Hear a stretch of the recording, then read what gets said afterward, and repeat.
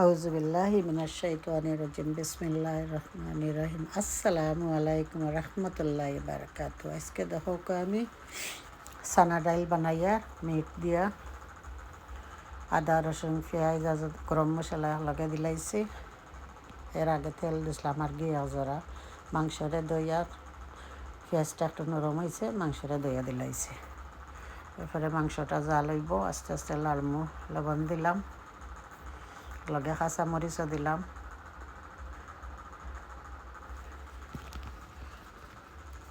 আজকে সানা দিয়া বানাই আর মিট দেখো আমি খাইমু ফিটা দিয়া। কিজাত ফিটা দিয়ে খাইলাম দেখবা। এখন যে কারি পাউডার আমি খাই সমান কারি পাউডার আমি ইউজ করছি।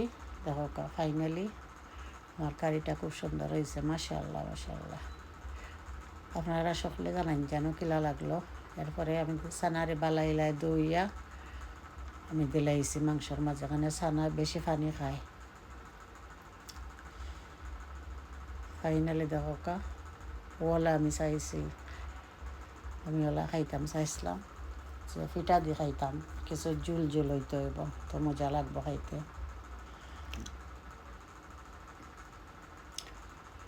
তারপরে ফাইনালি আমার জাল হয়ে গেছে, আমি বাখরার পাতা দিলাইছি। দেখো আমি কেলার আনলাম। আপনারা সকলে আমার একটা চ্যানেল আছে আয়েশা কালচার কুজিন, আমার ইউটিউব চ্যানেল, প্লিজ সাবস্ক্রাইব করবা, লাইক করবা, শেয়ার করবা আপনারা যারা দেখরা প্লিজ।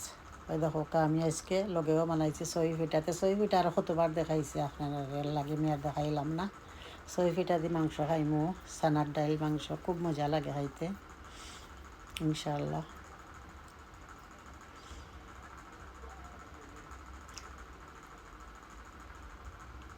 বিসমিল্লাহির রহমানির রহিম। আমার প্রিপারেশনটা কেলা লাগলো আপনারা জানাইবা।